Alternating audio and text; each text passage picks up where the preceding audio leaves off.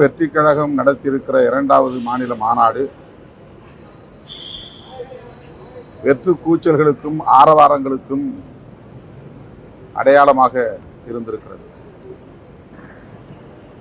உருப்படியான எந்த கொள்கை கோட்பாட்டு முழக்கம் இல்லை. ஆக்கப்பூர்வமான செயல் திட்டங்கள் அறிவிக்கப்படவில்லை. திமுக வெறுப்பு திமுக வெறுப்பு திமுக வெறுப்பு என்பதே அந்த மேடையில் அவர்கள் உமிழ்ந்த அரசியல். ஆட்சிக்கு வருவோம் என்று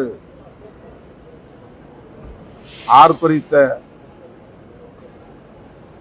பகல் கனவை கூச்சல்களாக முழங்கிய முழக்கங்கள் தான் அங்கே காணப்பட்டது. கட்சிகள் தொடங்கி இத்தனை ஆண்டுகள் ஆகியும் 2 மாநாடுகள் நடத்தியும் அவர்களது கொள்கை கோட்பாடுகள் செயல் திட்டங்கள் என்னவென்றே அவர்களுக்கே இன்னும் புரியவில்லை என்பதை இந்த மாநாட்டில் அவர்கள் எழுப்பிய கூச்சலும் வெற்று ஆரவாரங்களும் நமக்கு உறுதிப்படுத்தி இருக்கின்றன. இத்தனை லட்சம் பேரை திரட்டி வெறும் சவடால்களை மட்டுமே முன்வைத்திருக்கிறார்.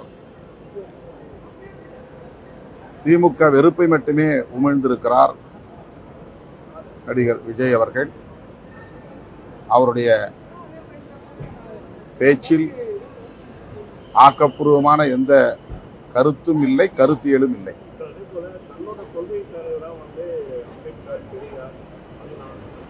வெறும் அடையாளங்களாக இருக்கின்றன.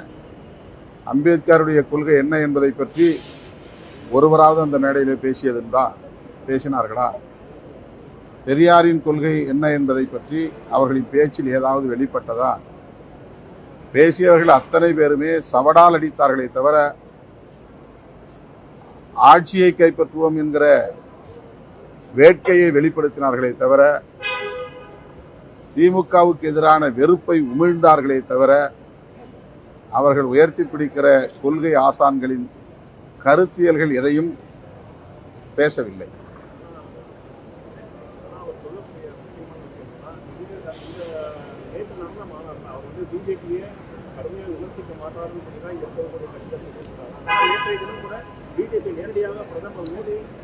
அதாவது பாஜகவை கொள்கை எதிரி என்கிறார், திமுகவை அரசியல் எதிரி என்கிறார். இது ஏற்கனவே சொன்னதுதான். மீண்டும் அதையே ரிப்பீட் செய்திருக்கிறார். கொள்கையும் அரசியலும் வேறு வேறு அல்ல. அரசியல் இல்லாமல் கொள்கை இல்லை, கொள்கை இல்லாமல் அரசியல் இல்லை. திமுக அரசியல் எதிரி என்றால் அப்ப திமுகவுடைய கொள்கை இவர்களுக்கு எதிரி இல்லையா என்ற கேள்வி எழுகிறது. பாஜக கொள்கை எதிரி என்றால் பாஜகவின் அரசியல் இவர்களுக்கு எதிரி இல்லையா என்ற கேள்வி எழுகிறது. அதிலேயே அவர்கள் ஒரு குழப்பத்தில் இருக்கிறார்கள். வெறும் தேர்தல் அரசியலுக்கான பகையாக திமுகவை அவர்கள் கருதுகிறார்கள். அவர்களை ஆட்சி அதிகாரத்திலிருந்து அப்புறப்படுத்திவிட்டு தாங்கள் ஆட்சி அதிகாரத்திற்கு வருவோம் என்று